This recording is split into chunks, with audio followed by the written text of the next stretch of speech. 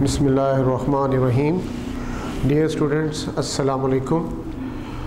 Centre vision के platform से anti test preparation classes के सिलसिले में आज आपको इंट्रो दिया जा रहा है विद रेफरेंस टू ईटा। आपको स्टूडेंट्स मालूम है कि केपी के जो एंटी टेस्ट कंडक्शन होती है that is under the supervision of eta, education testing and evaluation agency. इसके अंडर जो है ये इसकी क्या बाकायदा टेस्ट की क्या होती है, कंडक्शन होती है। तो इसमें बच्चों आपको बेसिकली सबसे पहले हम बताएंगे कि जो एंटी टेस्ट है, स्पेशली मैं यहाँ पे आपको रेफरेंस दूंगा ईटा मेडिकल एंट्रेंस टेस्ट के हवाले से। इसमें आपको मालूम हो कि टोटल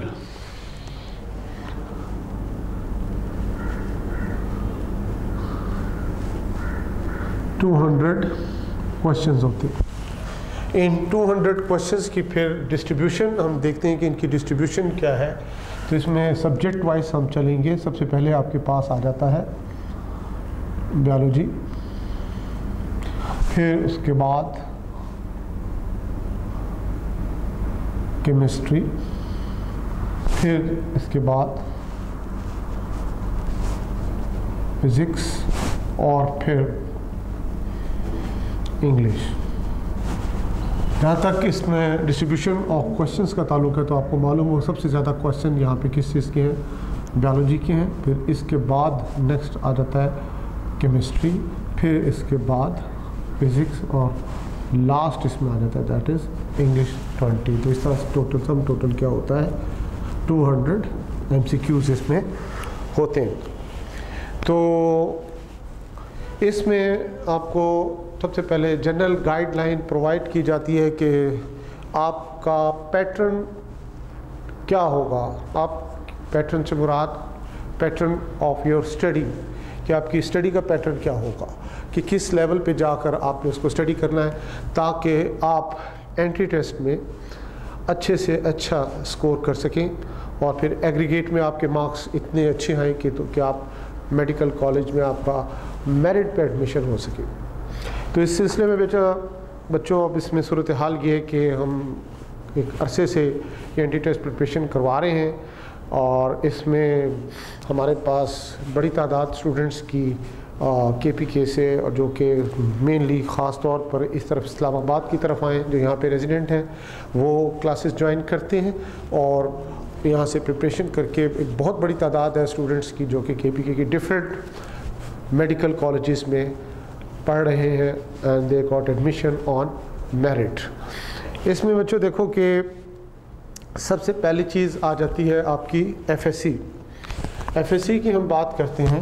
FSC में आप फोकस्ड होता है आपका क्या जी, बोर्ड एग्ज़ामिनेशन। आपका बोर्ड एग्ज़ामिनेशन ये आपका फोकस होता है। बोर्ड एग्ज़ामिनेशन के लिए आपने सबसे पहले फ़र्स्ट ईयर पढ़ते हो आप, फिर फर्स्ट ईयर में सारा आपका सिस्टमेटिकली सिलेबस चल रहा होता है, साथ साथ आप टेस्ट दे रहे होते हो और टेस्ट देने के बाद at the end of the day जब आपका साल कंप्लीट होता है तो you are going to prepare to appear in the board examination. आप बोर्ड एग्ज़ामिनेशन में अपीयर होते हो। तो बेटा ये जो FSC में आप चाहे फर्स्ट ईयर पढ़ रहे हैं उसके बाद फिर सेकेंड ईयर में आते हो तो यहाँ पर आपके पास ऑप्शंस होती हैं। सबसे पहली ऑप्शन ये होती है कि आप अपनी मर्ज़ी से कई टॉपिक्स या कई चैप्टर्स को निगलेक्ट कर जाते हो। आप कहते हो कि इम्पॉर्टेंट नहीं है, या आपके टीचर्स आपको गाइड करते हैं कि ये इम्पॉर्टेंट है, ये इम्पॉर्टेंट नहीं है। तो इस तरह से आपके पास वहाँ पे थोड़ी बहुत चॉइस बन जाती है जिसको आप चॉइस की सूरत में छोड़ भी देते हैं या निगलेक्ट कर देते हैं या उस तरह प्रिपेयर नहीं करते जिस तरह बोर्ड की रिक्वायरमेंट होती है। तो लिहाजा एक तो ये FSC में आपको एक थोड़ा सा एडवांटेज मिल रहा होता है एक तरह से, जिसका स्टूडेंट पूरा फ़ायदा उठा रहे होते हैं। फिर इसी तरह से फिर देखिए कि FSC में जो स्टूडेंट पढ़ता है वो रिज़ल्ट ओरिएंटेड होता है। रिज़ल्ट ओरिएंटेड से मुराद ये है कि मतलब कि उसकी कोशिश होती है कि बोर्ड में उसके मैक्सिमम मार्क्स आएँ, पेपर में उसके मैक्सिमम मार्क्स आएँ। इसमें सबसे पहली चीज़ देखिए बच्चों कि वो किस चीज़ को फॉलो कर रहे होते हैं। सिलेबस को टेक्स्ट बुक जो स्टार्ट करते हैं चैप्टर नंबर 1 से लेकर लास्ट चैप्टर तक, वो क्या होता है उनका फोकस कि जी इसको याद करना है, कॉन्सेप्ट्स क्लियर करने हैं, इसको याद करना है, फिर उसके बाद साथ साथ कंप्लीट करने के बाद इसमें क्या पॉसिबल MCQs बन सकते हैं वो आप देखते हो। फिर उसके बाद नेक्स्ट स्टेप आ जाता है आपका शॉर्ट क्वेश्चन और उसके बाद लॉन्ग क्वेश्चन, और फिर आपको आइडिया होता है कि अब मैंने इसको याद करना है, और याद करने के बाद जो भी मेरा टेस्ट होगा या मेरा बोर्ड का पेपर होगा तो मैंने उसको किस तरह से अटैम्प्ट करना है। और ये अटैम्प्ट करते हैं स्टूडेंट, और उसके बाद 3-4 दिन के बाद आप आगे जाएँ बच्चों से। अगर हम दोबारा से रिकॉल करें, रिफ़्रेश करवाएं उसकी मेमोरी को, तो फिर मोस्ट ऑफ द स्टूडेंट जो हैं वो इसमें काफ़ी चीज़ें उनको भूल चुकी होती हैं। तो इस तरह ये FSC का सिलसिला यूँ चलता है, और ये आगे बच्चा जो है अपने रिज़ल्ट्स ओरिएंटेड रहते हुए फोकस कर रहा होता है। और इसी तरह से बच्चों फिर एक और अहम चीज़ ये होती है कि जो हमारा FSC का स्टूडेंट है उसमें एक और चीज़ होती है रट्टा लगाना, रटाफिकेशन। आपको पता है रट्टा लगाने का ये होता है कि चीज़ें कॉन्सेप्ट्स अगर क्लियर नहीं भी हैं तो वो फिर क्या करते हैं, उसको याद करते हैं, और उसके बाद याद करने के बाद पेपर में लिखा, उसके बाद आप नेक्स्ट आपसे पूछें उनसे तो उनको कोई भी चीज़ याद नहीं होती, क्योंकि ऑब्वियसली क्या होता है वो रट्टा होता है, कॉन्सेप्चुअल लर्निंग तो होती ही नहीं है। तो ये इसका भी एडवांटेज ले जाते हैं स्टूडेंट्स। लेकिन जब हम इसके बाद FSC से हटकर हम एंट्री टेस्ट की तरफ आते हैं तो यहाँ पे सिचुएशन ज़रा डिफरेंट होती है। जनरल ऑब्जर्वेशंस बच्चों आप देखो कि आप एंट्री टेस्ट में ऐसे स्टूडेंट्स जो कि FSC में जिन्होंने मार्क्स अच्छे खासे मार्क्स लिए होते हैं, 1100 मार्क्स में से आप उनके मार्क्स देखें तो 1050, 1040, 1000 प्लस मार्क्स होते हैं, लेकिन वो थोड़ा सा ओवर कॉन्फिडेंट होते हैं। वो समझते हैं कि हमने FSC तो कर लिया है, लेकिन FSC तो कर लिया है लेकिन उसमें उनको ये आइडिया नहीं होता, वो ओवर कॉन्फिडेंट होते हैं कि हमें तो सब कुछ आता है और हम पता नहीं क्या कर जाएंगे। एंड ऑफ द डे जब एंट्री टेस्ट होता है तो पता चलता है कि वो स्टूडेंट बमुश्किल उनका मेरिट पर पहुंचना होता है, या फिर बहुत से ऐसे स्टूडेंट होते हैं जो कि मेरिट पर आते ही नहीं है। इवन यहाँ तक कि हमने बॉटम लाइन पे भी कुछ स्टूडेंट्स को देखा है कि 1000 प्लस मार्क्स वाला बच्चा ओवर कॉन्फिडेंट होने की वजह से उसका ये ख्याल होता है कि शायद हमें सब कुछ आता है और हम एंट्री टेस्ट में बैठेंगे और हम जो है बड़ा स्कोर कर लेंगे। तो मेजॉरिटी हमने बहुत ज़्यादा हमारे पास ऐसी एग्जांपल्स हैं। तो इसीलिए एंट्री टेस्ट प्रिपरेशन के लिए ऑब्वियसली कुछ टेक्निक्स होती हैं जिसको हम अपने हिसाब से कोशिश करते हैं कि स्टूडेंट को इतने अच्छे तरीके से गाइडलाइन दी जाए कि वो बेहतर से बेहतर अच्छे से अच्छा स्कोर कर सकें और फिर मेरिट का जो एक लेवल है वहाँ पहुँचें और जनाब एडमिशन्स के लिए उस दौड़ में शामिल हो सके। तो उसके लिए बच्चों देखो कि जो एंट्री टेस्ट है इसमें आपने सिलेबस को तो गो थ्रू करना ही करना है, उसमें तो दूसरी कोई राय है ही नहीं। उसमें आपको एक एक लाइन चेक करनी है, एक एक आपने उसके पैराग्राफ को, उसकी जो डायग्राम्स हैं, जैसे फॉर एग्जांपल बायोलॉजी आप स्टडी करते हो तो बायोलॉजी में डिफरेंट डायग्राम्स होती हैं, उनकी लेबलिंग होती है, इस तरह से टेबल्स होती हैं, टेबल्स में फिगर्स दिए हुए होते हैं, और इन तमाम चीज़ों को A to Z उसको सिस्टमेटिकली फॉलो करना पड़ता है। और ख़ास तौर पर जो हमारा फेडरल का स्टूडेंट है, सबसे बड़ा उसके लिए प्रॉब्लम क्या आता है कि जो एक KPK का स्टूडेंट जिसने KPK की बुक्स टेक्स्ट बुक्स पढ़ी हैं और एक स्टूडेंट वो है जिसने फेडरल बोर्ड से पढ़ा है, इसमें आपको ये भी आइडिया हो कि टेक्स्ट के लिहाज से आप जाएंगे, सिलेबस के हिसाब से जाएंगे तो आपको तकरीबन सेम नज़र आएगा। इवन टॉपिक्स भी आपको सेम नज़र आएंगे, लेकिन टॉपिक सेम होने के बावजूद होता क्या है कि जब वो एक टॉपिक पढ़ते हैं तो टेक्स्ट को जब पढ़ना शुरू करते हैं तो पता चलता है अंदर कंटेंट्स इंफॉर्मेशंस डिफरेंट दी गई हैं। एक तो वहाँ भी हमारा जो फेडरल का स्टूडेंट जो 2 साल FSC पढ़ने के बाद all of a sudden entry test preparation के लिए आता है ईटा के लिए, तो वो समझता है कि मुझे तो सब कुछ आता है, और वो उसको 2 फिज़िक्स केमिस्ट्री की बुक्स, 2 फिज़िक्स की, 2 केमिस्ट्री की और 2 बायोलॉजी की बुक्स और इसी तरह इंग्लिश, इनको गो थ्रू करनी पड़ती है। तो लिहाजा क्या होता है कि स्टूडेंट्स के लिए ये बड़ा एक पैनिक कंडीशन बिल्टअप हो जाती है, ख़ास तौर पर उस वक्त जब ईटा का टेस्ट होता है अपने जो गिवन पीरियड ऑफ टाइम यानी 2 महीने के बाद अगर टेस्ट कंडक्ट हुआ तो उसमें तो अच्छा खासी बच्चों को मुश्किल होती है। तो इसलिए इसकी वेल प्लान तरीके से प्रिपरेशन इंतहाई ज़रूरी है, ख़ास तौर पर जो फेडरल का स्टूडेंट है जिसने KPK की जो बायोलॉजी है वो थोड़ी सी डिफरेंट है, किस लिहाज से, फेडरल के लिहाज से उसको देखना होता है, उसको कंपेयर। इसी तरह से केमिस्ट्री को देखना होता है, वो भी काफ़ी हद तक टॉपिक सेम, सिलेबस सेम होने के बावजूद एक दूसरे से काफ़ी टॉपिक्स के अंदर जो डिस्क्रिप्शन दी गई है वो क्या होती है, डिफरेंट होती है।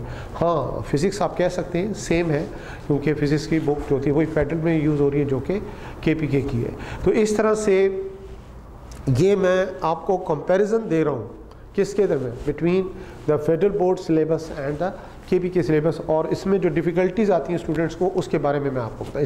जैसे फॉर एग्ज़ाम्पल आप देखें, आप बायोलॉजी का कोई चैप्टर उठा लें, जैसे एग्जांपल आपका चैप्टर नंबर 1 है फर्स्ट ईयर का।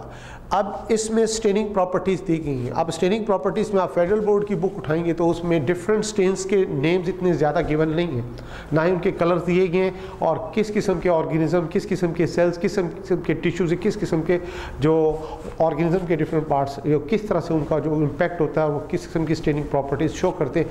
अब आप देखिए कि इसमें कितना ज़मीन और आसमान का डिफरेंस है, अच्छा खासा डिफरेंस है। इस तरह से और भी आप आगे जाएंगे, जो डिफरेंट टॉपिक स्टडी करेंगे डिफरेंट टेबल की फॉर्म में या जनरली टेक्स्ट के अंदर इंफॉर्मेशन दी होंगी, उसमें आपको थोड़ा थोड़ा डिफरेंस नज़र आएगा। तो लिहाजा स्टूडेंट्स को अब ख़ास तौर पर मेंटली तौर पर अपने आप को प्रिपेयर करना है कि किस तरह हमने इन डिफ़िकल्टीज़ लेवल्स को कवर अप करना। तो इसको बच्चों, इसमें सबसे पहली चीज़ ये है कि हमने सिस्टमेटिकली आपको ये सारी चीज़ें गाइड करनी है। सिर्फ़ और सिर्फ हमने करना क्या है, आपको शुरू में आपको सारा गाइडलाइन प्रोवाइड करेंगे कि आपका पैटर्न ऑफ स्टडी क्या होना चाहिए। जैसे मैंने शुरू में आपको बताया कि आप FSC को तो आप एक board examination point of view से लेके चलते हैं, जिसमें मैंने आपको ये भी बताया कि आपके पास चॉइस होती है कि कुछ चीज़ें आप उसमें से छोड़ दें। आपके पास चॉइस होती है कि आप कुछ रट्टा लगा लें, आपके पास इस किस्म की मैनी चॉइसेस होती है। लेकिन एंट्री टेस्ट में क्या है, सिचुएशन ज़रा डिफरेंट है।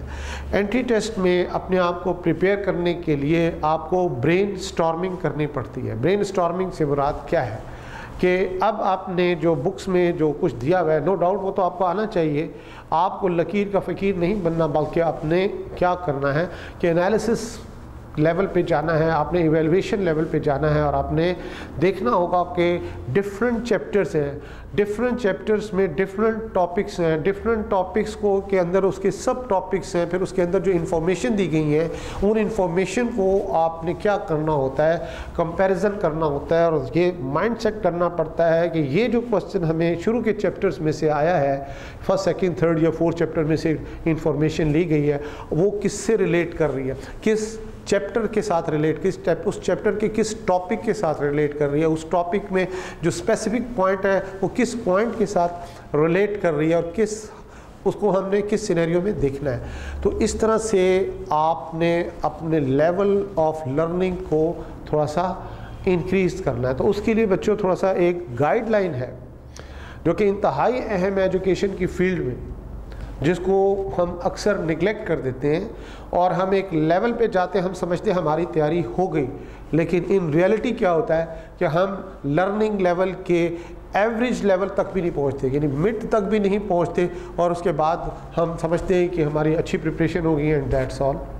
जैसे मैं अब आपको यहाँ पे थोड़ा सा गाइड करूँगा स्टूडेंट्स के लेवल्स ऑफ लर्निंग हैं क्या।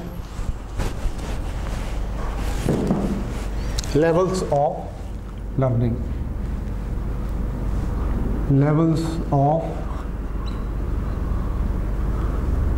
लर्निंग, लेवल्स ऑफ लर्निंग में आपने देखना है सिस्टमेटिकली। नंबर 1 इसमें हम देंगे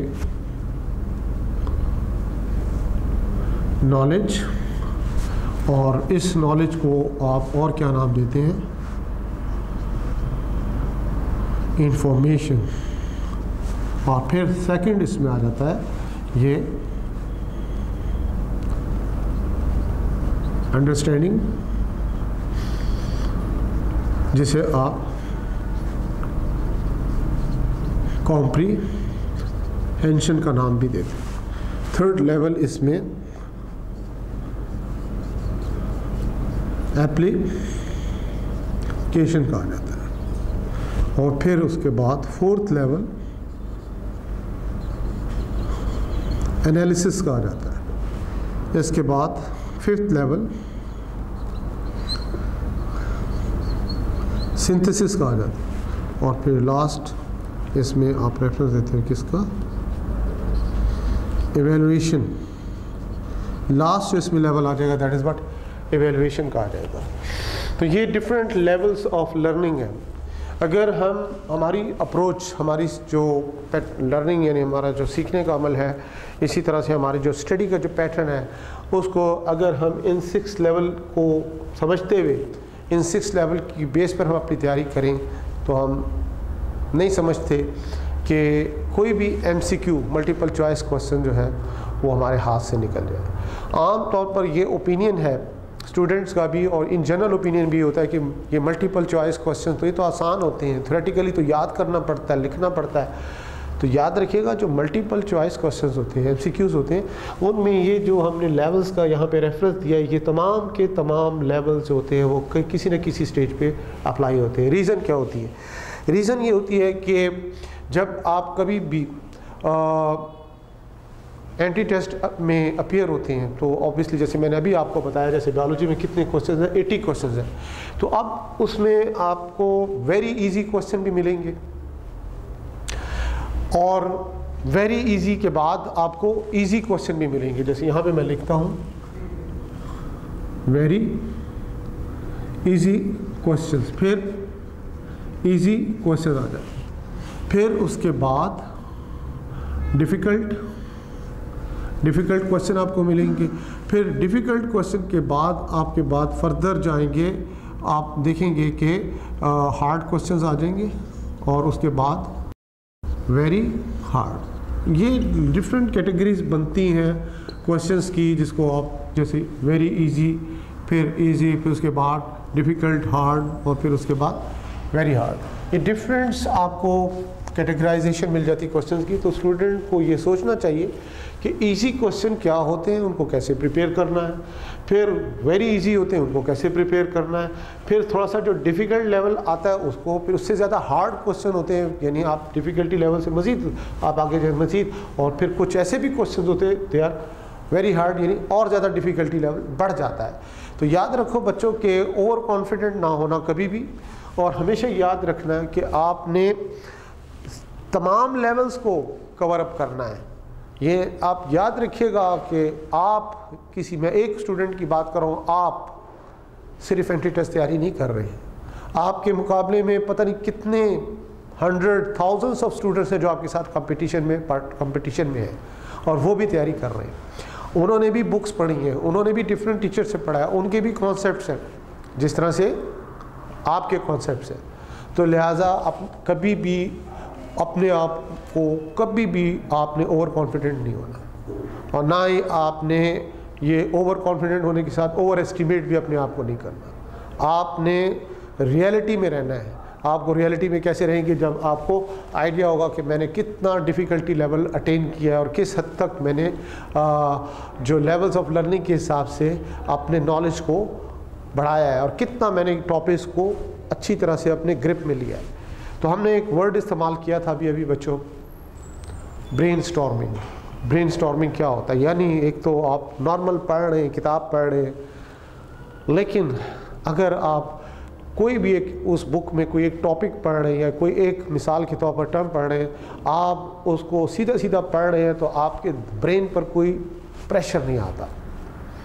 लेकिन जब आप उसी एक चीज़ को, किसी एक टॉपिक को या किसी एक टर्म को आप डिफरेंट एंगल से स्टडी कर रहे हो, तो फिर आपका ब्रेन आपका सोचना शुरू कर देता है।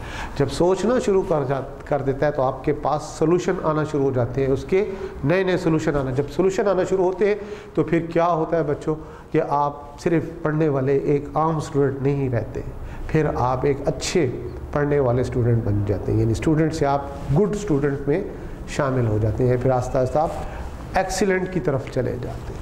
तो उसके लिए बच्चों सबसे पहले देखो, मैं आपको यहाँ पे जो हमने ये टर्मिनोलॉजीज़ यूज़ की हैं जो कि लेवल्स ऑफ लर्निंग है, बहुत कॉमन है एजुकेशन में, लेकिन हमारे स्टूडेंट्स को ऑब्वियसली आइडिया नहीं होता। वो स्टडी कर रहे होते हैं लेकिन उनको आइडिया नहीं होता वो कि स्टडी क्या कर रहे हैं, किस लेवल पे स्टडी कर रहे हैं। तो उसके लिए बच्चों देखो, सबसे पहली चीज़ हमने क्या बताई आपके सामने, नॉलेज, या जिसको हम कॉमनली क्या कहते हैं, इंफॉर्मेशन। अभी हमने वर्ड यूज़ किया था यहाँ पर वेरी इजी। वेरी इजी का मतलब सबसे आसान क्वेश्चन कौन से हो सकते हैं, ये नॉलेज या इंफॉर्मेशन बेस्ड क्वेश्चंस होते हैं। नॉलेज इंफॉर्मेशन बेस्ड क्वेश्चन से मुराद क्या है, जैसे फॉर एग्जांपल आप बायोलॉजी की, मैं आपको बार बार एग्जांपल दे रहा हूँ, obviously I am basically professor of biology, तो इसी वजह से मैं आपको बायोलॉजी की ही आपको एग्जांपल्स कोट करूँगा। जैसे एग्जांपल के तौर पर आपसे ब्रांचेस ऑफ बायोलॉजी हैं, तो ब्रांचेस ऑफ बायोलॉजी में से आपसे पूछा जाता है कि एक स्टेटमेंट दी जाती है, the branch of biology which deal with the study of relationship between organism and their environment. तो आपको मालूम हो कि क्या है, जस्ट इन्फॉर्मेशन है, आपको डेफिनेशन याद है, फ़ौरन आपको पता चल जाएगा आप किसकी बात कर रहे हो, इन्वायरमेंटल बायोलॉजी की बात कर रहे हो। तो इसमें क्या आ गई, व्हाट, इंफॉर्मेशन आ गई, नॉलेज आ गया।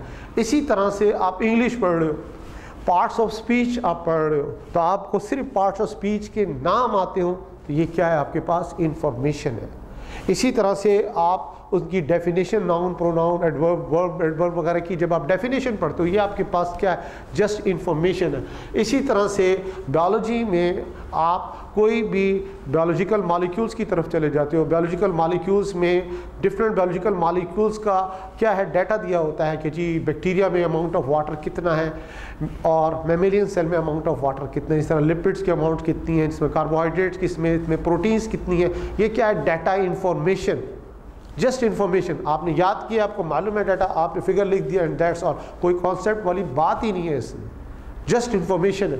तो ये सिंपलेस्ट फॉर्म ऑफ लर्निंग कहलाती है और ये ज़रूरी है, क्योंकि हमने बताया कि जब आपका पेपर बनेगा तो उसमें वेरी इजी लेवल होगा, और वेरी इजी लेवल को निगलेक्ट नहीं करना कि ये तो जी बड़ा आसान है, इसको किस लिए याद करना, हमारे तो कॉन्सेप्ट बड़े स्ट्रॉन्ग है, हमने तो बाकी चीज़ों को देखना है। नो, आपको इजी लेवल से स्टार्ट करना है। आपने सारी जितनी भी इंफॉर्मेशन दी गई है वो आपको फिंगर टिप पे याद होनी चाहिए। मैंने फिर बार बार रिपीट कर रहा हूँ, हमारा फेडरल बोर्ड का स्टूडेंट को सबसे ज़्यादा डिफ़िकल्टी इसी में होती है। कहीं पीएच एंजाइम की उन्होंने कुछ और पढ़ी होती है, यहाँ पीएच एंजाइम की कुछ और होती है, वो कंफ्यूज होते हैं, हमने तो ये पढ़ा था, हमने वो पढ़ा था। इसी तरह से और भी बहुत सी इस तरह की इंफॉर्मेशन हैं जिनके जो डाटा है, जिसकी जो इंफॉर्मेशन है वो वेरी करती है।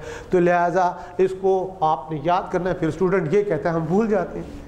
ऑब्वियसली हमारा इंटेलिजेंस लेवल, हमारा मेमोराइजेशन लेवल क्या होता है, हर इंडिविजुअल का वेरी करता है।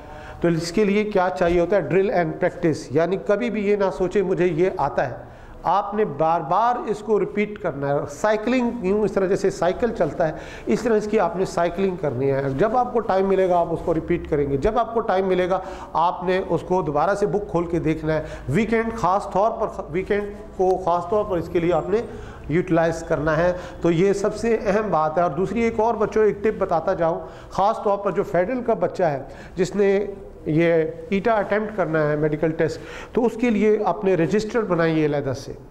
उस रजिस्टर में आपने बच्चों क्या करना है कि फेडरल बोर्ड की बुक आपने पढ़ी है, फेडरल बोर्ड की बुक में जो भी आपको पास टॉपिक वाइज इंफॉर्मेशन मिल रही है, टेक्स्ट में जो कुछ गिवन है, अब आपने क्या करना है कि उस रजिस्टर में देखना है, लिखना है कि जो फेडरल बोर्ड में दिया था, जो कॉमन चीज़ें थी वो तो ठीक है, वो तो आपको आती हैं, उसको आप रिवाइज भी कर लोगे, लेकिन वही इंफॉर्मेशन, वही टेक्स्ट, उसमें जो डिफरेंसेस हैं, जो कि केपीके की बुक ईटा के हवाले से आपने जिनको देखना है, जो डिफरेंसेस हैं, फिगर डिफरेंट है, इंफॉर्मेशन डिफरेंट है, वो आप अपने चैप्टर वाइज, चैप्टर में फिर टॉपिक वाइज अपना रजिस्टर बनाइए और उसको एनलिस्ट कर लीजिए ताकि आपकी डबलिंग ना हो, आप ये ना हो कि आप कंफ्यूज हो। तो इसका बहुत आसान तरीका ये इनिशियली जो होगा वो ये होगा कि चैप्टर वाइज आपने कंपैरिजन करते हुए जो डिफरेंसेस हैं, जो कि आपने स्पेसिफिकली देखना है, जो कि आपने फेडरल बोर्ड में नहीं पढ़े थे, केपीके की बुक्स में दिए हुए, उसको एनलिस्ट कीजिए और उसको फिर बार बार उसकी क्या करें, ड्रिल एंड प्रैक्टिस याद करना है। तो इस तरह बच्चों ये इसको आप बड़े अच्छी तरीके से कवर अप कर सकते हो। फिर नेक्स्ट आपका लेवल आ जाता है लर्निंग का, उसे हम क्या कहते हैं, अंडरस्टैंडिंग यानी कॉम्प्रिहेंशन। यानी इसका मतलब क्या हुआ, कॉम्प्रिहेंशन का मतलब ये होता है कि जैसे मिसाल के तौर पर आप पढ़ते हो what are different kinds of organelles present in eukaryotic cell। Eukaryotic cell में कौन कौन सी ऑर्गेनेलीज पाई जाती है, अब उसके बाद उसके नाम आप उसका बताते हो कि जनाब इसमें एंडोप्लाज्मिक रेटिकुलम है, इसमें गोल्जी बॉडीज़ है, इसमें लाइजोसोम्स है, इसमें ग्लाइऑक्सिसोम्स है, इसमें परऑक्सिसोम्स है। What are these are organelles of sales.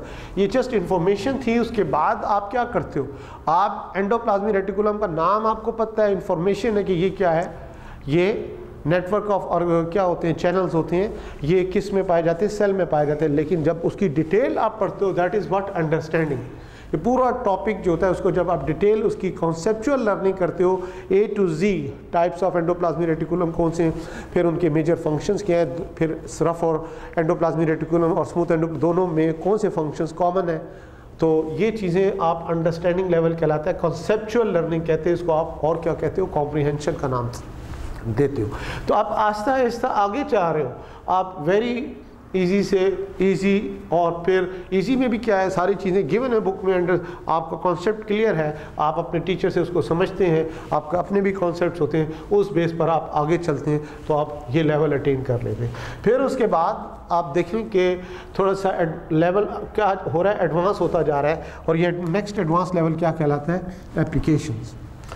Applications में क्या होगा कि आपने नॉलेज गेन किया, यानी आपके पास इंफॉर्मेशन है, ट्रू इंफॉर्मेशन है, फिर उसके बाद आपके पास अंडरस्टैंडिंग, यानी आपके उसके बाद आपके पास उसके कॉन्सेप्ट्स भी क्लियर है। और जब कॉन्सेप्ट्स क्लियर हैं सब कुछ, उसके बाद आप क्या करते हो, उस नॉलेज को अप्लाई करना होता है। अप्लाई करना होता है इन डिफरेंट सिचुएशंस, यानी एक चीज़ आप एक चैप्टर में एक रेफरेंस से स्टडी करते हो, वही कॉन्सेप्ट जो होता है किसी और चैप्टर में किसी और टॉपिक में वो किसी और रेफरेंस से ऐड होता है, यानी उसकी एप्लीकेशन आ जाती है, आप अप्लाई करते हो उस नॉलेज को। वैसे मिसाल के तौर पर फिर हम बायोलॉजी की बात करेंगे कि बायोलॉजी में आप डिफरेंट चैप्टर स्टडी करते हो। जैसे मिसाल के तौर पर आप पढ़ते हो जेनेटिक्स, तो आपको मालूम हो कि आपने ब्रांच ऑफ बायोलॉजी स्टडी की थी, कौन सी ब्रांच, जेनेटिक्स। तो जेनेटिक्स में आपका क्या आ जाएगा, एक तो जेनेटिक्स का चैप्टर आएगा, फिर जेनेटिक्स के चैप्टर में डिफरेंट टॉपिक्स हैं, उन टॉपिक्स में से आपसे पूछा जा सकता है कि इस जो विच ब्रांच, कौन सी ब्रांच है जो कि इस टॉपिक पे अप्लाई होती है। क्रॉसिंग ओवर आप पढ़ते हो, आप कौन सी ब्रांच इस पे अप्लाई होगी। इसी तरह से कोई और जीन लिंकेज पढ़ते हो तो आपको मालूम हो कि इस पे कौन सी ब्रांच, तो इनडायरेक्ट आ जाती है बात। जीन्स की बात हो रही है तो कौन सा इस पे आपको ब्रांच अप्लाई होगी। तो इस तरह से ये देखते हैं कि एक नॉलेज आपने गेन किया था, अब उसकी एप्लीकेशन क्या है। इसी तरह से आप इकोलॉजी पढ़ते हो, इकोलॉजिकल इंफॉर्मेशंस होती हैं। इकोलॉजिकल इंफॉर्मेशंस में आप देखते हैं जनरली आप कोई भी इकोसिस्टम स्टडी कर रहे हो। इसी तरह से बच्चों हम एग्जांपल किसकी दे रहे हैं, इकोसिस्टम की। आप इकोसिस्टम जब आप स्टडी करते हो डिफरेंट रेफरेंसेस से आप उसको स्टडी कर रहे होते हो, उसमें आप उसके डिफरेंट जो होते हैं कंपोनेंट्स जो होते हैं इकोसिस्टम के, आप उसको स्टडी कर रहे होते हो कि उसमें जनाब एबियोटिक फैक्टर कौन से, एबियोटिक फैक्टर कौन से। इसी तरह से किसी भी उसका टेम्परेचर के बारे में, रेनफॉल के बारे में। इसी तरह भी इनडायरेक्ट क्वेश्चन कैसे आएगा, एप्लीकेशंस कैसे आएगी। जैसे मिसाल के तौर पर आप पढ़ रहे हो ट्रॉपिकल रेनफॉल और उसमें आप बता रहे हो कि यहाँ पे एवरेज रेनफॉल ये होती है और ये होता है, फलाना होता है, तो आपको मालूम हो कि ये सारा क्या है, कि आप स्टडी करो तो आपको मालूम हो कि इसमें कौन सी ब्रांच बायोलॉजी की अप्लाई होगी, तो आपको फ़ौरन पता चल जाए इन्वायरमेंटल बायोलॉजी की बात हो रही है। सिमिलरली और भी फिजियोलॉजी आप पढ़ते हो, अब फिजियोलॉजी क्या है, फंक्शनिंग की बात की जाती है। आपको आइडिया होना चाहिए कि फिजियोलॉजी से रिलेटेड हमारे पूरे सिलेबस में कौन कौन से चैप्टर्स हैं। जैसे फॉर एग्जांपल आपसे फोटोसिंथेसिस की बात की जाए तो आपको मालूम होना चाहिए कि ये फोटोसिंथेसिस, सिंथेसिस ऑफ किसकी बात हो रही है, यानी फूड मैन्युफैक्चरिंग की बात हो रही है। In case of plant functioning हो रही है, तो आपको एक अल्टीमेटली आइडिया होना चाहिए कि यहाँ पे क्या कौन सी ब्रांच के बारे में पूछा जा रहा है, फिजियोलॉजी। इसी तरह मैं आपको और भी सब्जेक्ट्स की एग्जांपल देता हूँ। आपने फिजिक्स में पढ़ा होगा second law of motion, F = ma। अब ये सिंपली आप उसकी डिराइव करते हो फार्मूले को, उसका पहले लॉ बताते हो, लॉ बताने के बाद उसकी डेरिवेशन लाते हो, उसकी जो कोई इक्वेशन बनती है, उस इक्वेशन को तो आप एक पढ़ लिया तो क्या आपका क्या मतलब है, बस ये नॉलेज और अंडरस्टैंडिंग हो गया ख़त्म। नो, आपने देखना होता है कि ये नॉलेज कहाँ कहाँ पर किन किन सिचुएशंस में ये अप्लाई हो रहा है। फिर आपको याद ये भी मालूम होना चाहिए कि एक तो एप्लीकेशन वो होती हैं जो कि विद इन द सिलेबस होती हैं, एक एप्लीकेशन वो होती हैं जो कि हमारी डेली लाइफ से रिलेटेड होती है, जनरल होती हैं। तो इसलिए जो डिफ़िकल्टी लेवल ऐसा होता है, जो अनसीन क्वेश्चन होते हैं तो उसमें अनसीन एग्जाम्पल्स कोड की जाती हैं स्टूडेंट का कॉन्सेप्ट देखने के लिए। आया कि इसने रट्टे तो नहीं लगाए हुए, इसको सिर्फ और सिर्फ बुक की लाइनों के अलावा कुछ आता भी है कि नहीं आता। तो रिलेटेड एक एग्जाम्पल को से रिलेटेड कोई ऐसी एग्जाम्पल ली जाती है जो आपकी बुक में ना हो। तो इसके लिए बच्चों आपको मेंटली प्रिपेयर होना पड़ेगा। और ये एप्लीकेशन टाइप्स क्वेश्चंस जो होते हैं ये थोड़ा सा अब डिफ़िकल्टी लेवल आप आगे जा रहा है। अब आप यहाँ पे जब इस लेवल पे, इसका मतलब क्या है, आपका अब जो ब्रेन है वो सोचने पे मजबूर है, आप उसको यूटिलाइज़ करना आपने शुरू कर दिया। उसके बाद बच्चों नेक्स्ट लेवल आ जाता है एनालिसिस। एनालिसिस क्या है? एनालिसिस को हम मुख्तलिफ अंदाज से डिफ़ाइन करते हैं। यहाँ पर एक सिंपल सी मैं बात करूँगा, टू डाइसेक्ट द नॉलेज, यानी नॉलेज को डिफरेंट जो भी आपने नॉलेज गेन किया है, टॉपिक आपने स्टडी किया है, या जो भी किसी भी एस्पेक्ट को आप देख रहे हैं उसके जो भी कंपोनेंट्स हैं आप उनको अलग अलग कर देंगे, सेपरेट कर दें। सेपरेट करने के बाद आप क्या करते हो कि फिर आप उसका एनालिसिस किस तरह से करोगे। एनालिसिस इस तरह से किया जाता है कि बहुत से एनालिसिस तो बुक में दिए होते हैं, बहुत से आपको टीचर्स ने नोट्स की सूरत में लिखवाए होते हैं, लेकिन यहाँ पर तो आपने ख़ुद क्रिटिकली जाना है। कि जैसे मिसाल के तौर पर आप डिफरेंसेस देख रहे हो तो डिफरेंसेस के बारे में पता होना चाहिए कि एक चीज़, एक एस्पेक्ट से एक पॉइंट को आप स्टडी कर रहे हो तो दूसरा पॉइंट किस तरह से उससे डिफरेंट है। इसी तरह से फिर आपने ये देखना होगा सिमिलैरिटीज़ क्या है। फिर इसी तरह से देखते हो दो चीज़ें आपके पास, ये आपके पास मिसाल दो मार्कर हैं, आप दोनों की फॉर एग्जांपल ब्रांड डिफरेंट है तो क्वालिटी, तो आप क्या करोगे, कंपैरिजन करोगे, ये बेहतर है और ये बेहतर नहीं है। फिर आप क्या फिर बताओगे कि ये बेहतर है तो क्यों है, और ये बेहतर नहीं है तो क्यों नहीं है। तो इस तरह आप क्या कर रहे हो, एनालिसिस कर रहे हो। एनालिसिस टाइप क्वेश्चन ज़रा और ब्रेन स्टॉर्मिंग करती है, यानी आपका जहन को, आपके माइंड को और ज़्यादा यूज़ होता है इसमें, ताकि आप जो है और अच्छे तरीके से आप कंसंट्रेट कर सकें और देख सकें कि क्या पॉसिबल उसका ऑप्शन हो सकता है जो भी आपसे क्वेश्चन पूछा जाता है। तो ये एनालिसिस कहलाता है। नेक्स्ट इसमें आ जाता है सिंथेसिस। सिंथेसिस में क्या होगा, आप नाम से भी गौर कर सकते हैं। सिंथेसिस का मतलब जैसे फोटोसिंथेसिस कहते हो, यानी लाइट की प्रेजेंस में फूड का मैन्युफैक्चर होना, सिंथेसिस बनना, किसी चीज़ का मैन्युफैक्चर होना, सिंथेसिस कहलाता है। इसमें क्या होता है कि आपके पास डिफरेंट नॉलेज आ गया, डिफरेंट लेवल्स ऑफ लर्निंग आ गया, आपने मुख्तलिफ़ किस्म की आपने चीज़ें स्टडी की हैं। अब आपने क्या करना है, इसमें बहुत सी ऐसी सिचुएशंस होती हैं जिसकी एग्जांपल्स आपके सिलेबस में दी होती हैं, उसको तो आप याद कर लेते हो, लेकिन ज़रा से हट के चीज़ आ जाती है तो स्टूडेंट कहता है आउट ऑफ सिलेबस चीज़ आ गई। वो क्या होती है out of syllabus? Out of syllabus नहीं होती, आपका कॉन्सेप्ट चेक किया जा रहा होता है।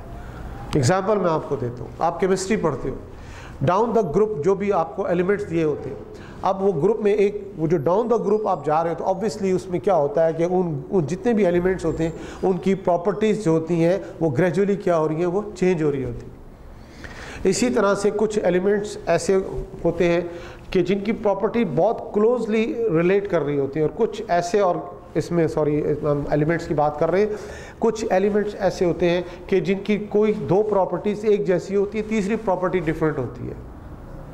ये देखिए एनालिसिस भी हो रहा है इसमें, आप एनालिसिस भी कर रहे हो, लेकिन फिर उसके बाद रिएक्टिविटी की बात आती है, रिएक्शंस की, ये एलिमेंट का किस दूसरे एलिमेंट के साथ रिएक्शन कैसा है, इस रेडिकल, ये रेडिकल जो है दूसरे रेडिकल के साथ या मॉलिक्यूल के साथ किस तरह से रिएक्ट कर रहा है। ये चीज़ें जो बुक में गिवन है, रिएक्शंस गिवन है, वो तो आपने करना ही करना है, लेकिन आपके पास पीरियोडिक टेबल है पूरा, उससे रिलेटेड उस ग्रुप या उस पीरियड के जो डिफरेंट एलिमेंट्स हैं उनके जो दरमियान नई सिचुएशन बिल्टअप करना कि इसको और इसको हम मिलाएंगे, ए और बी को मिलाएंगे, इससे कौन सी सिचुएशन बिल्टअप होगी, नई सिचुएशन क्रिएट होना जो कि अनसीन होती है, आपको बुक में कहीं भी उसकी एग्जाम्पल नज़र नहीं आएगी, वो बनाई जाती है और वो वहाँ पे आपका कॉन्सेप्ट आ जाता है, आपका एनालिसिस आ जाता है। आपका एनालिसिस के बाद आप देखते हैं कि ये नई सिचुएशन बनी है, यानी कि सिंथेसिस हुई है, नई चीज़ डेवलप हुई है। स्टील कोई नेचुरल होता है? नो,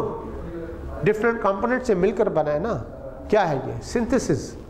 आपने देखा होगा कि डिफरेंट जो उसके जो कंपोनेंट्स होते हैं उनको क्या किया जाता है, उन कंपोनेंट्स को डिफरेंट परसेंटेज के साथ जो भी उसकी वैल्यूज़ होती हैं, उनकी प्रॉपर्टीज़ होती हैं, उनकी प्रॉपर्टीज़ के साथ उसको मिलाया जाता है तो आपके पास एक नई चीज़ आ जाती है।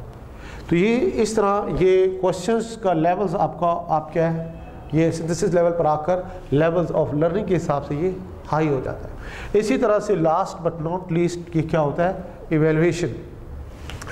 इवैल्यूएशन यानी इसका मतलब क्या है कि जजमेंट। ये जजमेंट आप कैसे दोगे किसी भी चीज़ के बारे में, आप अपना ओपिनियन कब दोगे किसी भी चीज़ के बारे में, आप उस वक्त अपना ओपिनियन दोगे, अपनी जजमेंट दोगे जब उस किसी जिस चीज़ को भी आप स्टडी कर रहे हो आपके पास उसका नॉलेज यानी सबसे पहले इंफॉर्मेशन होनी चाहिए। इंफॉर्मेशन के बाद आपको उसकी अंडरस्टैंडिंग होनी चाहिए, समझ होनी चाहिए, कॉन्सेप्ट क्लियर होना चाहिए। फिर उसके बाद आपको पता हो कि जो नॉलेज गेन किया, जो कॉन्सेप्ट क्लियर किया, उसकी एप्लीकेशंस क्या हैं with in the syllabus, with in the text, with in the आप कह सकते हो सब्जेक्ट, इसकी एप्लीकेशन क्या है। और इसी तरह जनरल लाइफ में हमारी इसकी एप्लीकेशंस क्या है। फिर उसके बाद आप देखते हो किस पे आ जाते हो, एनालिसिस पे आ जाते हो। एनालिसिस में मज़ीद आप अपने मेंटल लेवल को आगे कर रहे हो, ब्रेन स्टॉर्मिंग आपकी मज़ीद हो रही है, आप सोचने पे मजबूर हो रहे हो कि जो चीज़ मुझे पता चला था कि ये है क्या, फिर मुझे उसकी डिटेल के बारे में पता चला, फिर मुझे उसकी एप्लीकेशन के बारे में पता चला। अब उसके जो डिफरेंट कंपोनेंट्स मैं उसको क्या कर रहा हूँ, कंपेयर कर रहा हूँ, डिफरेंट एंगल से उसको मैं देख रहा हूँ, उसका एनालिसिस कर रहा हूँ। एनालिसिस करने के बाद फिर आप इस काबिल होते हैं इस जगह पर आकर कि उसके डिफरेंट कंपोनेंट्स को नई सिचुएशन बनाकर नई एक तरह से आप ये एक एक्सप्रेशन शो करते हो, और वो क्या कहलाता है, सिंथेसिस कहलाती है। और उसके बाद जब ये सारे लेवल हो जाते हैं, इतना कुछ होने के बाद अब आप में सलाहियत होती है कि आप उस पर अपने कमेंट्स भी दे सकें, क्योंकि अपने कमेंट्स तो आपको बुक में नहीं मिलेंगे। अपने कमेंट्स तो आपका कॉन्सेप्ट बताएगा कि हाँ इसका क्या पॉसिबल आंसर हो सकता है। इसका याद रखिएगा कि इवैल्यूएशन, जैसे एग्जांपल हम दे दें, इसमें आप बायोलॉजी में एग्जांपल देते हैं एवोल्यूशन में आप डिफरेंट थ्योरीज स्टडी करते हो। जैसे for example you have studied Darwin's theory, you have studied Lamarckism, you have studied De Vries theory, different theories आपने स्टडी की हैं। कोई सी 2 थ्योरीज या कोई सी 3 थ्योरीज जो है, आप क्वेश्चन आपसे पूछा जाता है कि you have studied 3 different theories और इसमें ये चीज़ें हैं आपने स्टडी की हैं, आपने उसका कंपैरिजन किया है। अब उसके बाद आपसे ये पूछा जा रहा है कि which theory is better and why, कौन सी थ्योरी बेहतर है और क्यों, और उसके भी कुछ पॉइंट्स आपको दिए जा सकते हैं। तो लिहाजा अब आप इस काबिल हैं क्योंकि आपके पास थ्योरी, उसका पूरा कॉन्सेप्ट है, सिस्टमेटिक अप्रोच में पूरा कॉन्सेप्ट है आपके पास, और अब आप इस काबिल हुए हैं कि आप उस पर जजमेंट भी दे सकें। तो लिहाजा आपने देखा बच्चों कि easy question, very easy question, difficult level, hard level हो सकता है, उसमें वेरी हार्ड लेवल भी हो सकता है, डिपेंड करता है कि क्वेश्चंस का लेवल क्या है।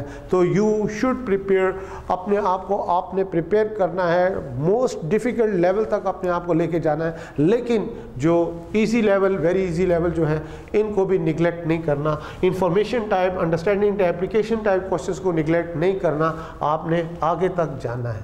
तो लिहाजा यही आपका जब मेरिट बनता है, तो मेरिट में यही सूरत हाल होती है। वो बच्चे जिनका रट्टा स्ट्रॉन्ग होता है, जिनको लाइनें याद होती हैं, जिसको डाटा इंफॉर्मेशन याद होती है, वो तो फटाफट वो वाले क्वेश्चन अटैम्प्ट कर रहे होते हैं जो उनको याद होते हैं, वो उनको टिक कर रहे होते हैं। लेकिन जहाँ पर थोड़ा सा एप्लीकेशन टाइप क्वेश्चन आए, फ़ौरन स्टक हो जाता है दिमाग, फिर आप सोचते हैं, फिर उसमें टाइम भी लगता है आपका।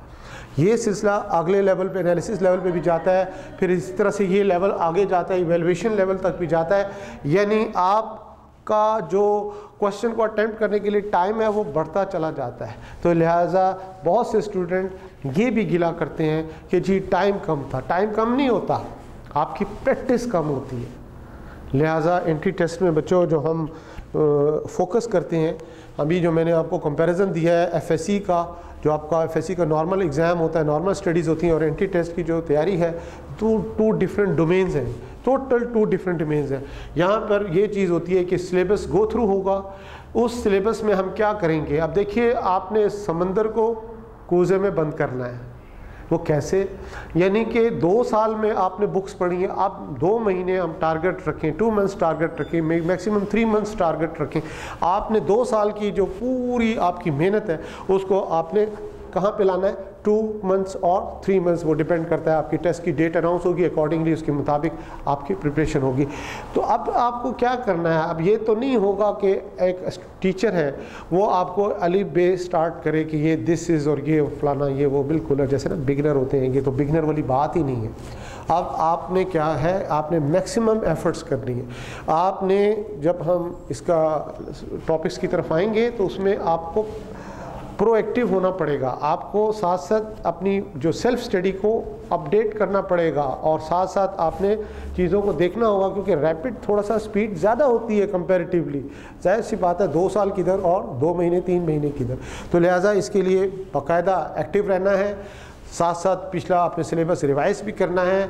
जब यहाँ पे लेक्चर्स होंगे, लेक्चर्स में बाकायदा आपको इन्फॉर्मेशन आपके बुक्स से रिलेटेड, टेक्स्ट से रिलेटेड दी जाएगी, फिर उससे रिलेटेड आपको टिप्स दी जाएंगी कि यहाँ पर MCQ बने तो आपको किस तरह उसका एनालिसिस करना है, किस तरह से आपको आइडिया हो कि डिफ़िकल्ट लेवल कहाँ पे जा रहा है। तो असल चीज़ ये है, इसको कहते हैं एंटी टेस्ट, ये डिफरेंस है।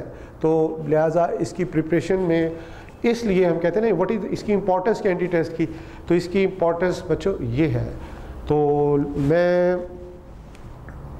उम्मीद रखूँगा आप स्टूडेंट से कि आपको ज़रूर इन बातों का फ़ायदा हो और आप इन पर अमल करें और सिर्फ़ और सिर्फ अपने आप को लिमिटाइज ना करें नॉलेज अंडरस्टैंडिंग तक, और समझ लें मुझे पूरी बुक आती है, पूरा डाटा आता है, सब कुछ आता है, तो मैं तो पता नहीं क्या कर दूँ। और eight the end of the day जब रिज़ल्ट आता है तो पता चलता है वो 300 भी क्रॉस नहीं कर सका है। उसकी सबसे बड़ी रीज़न बच्चों यही होती है। तो लिहाजा कोई भी चीज़ परफेक्ट नहीं होती, परफेक्ट सिर्फ अल्लाह की ज़ात है।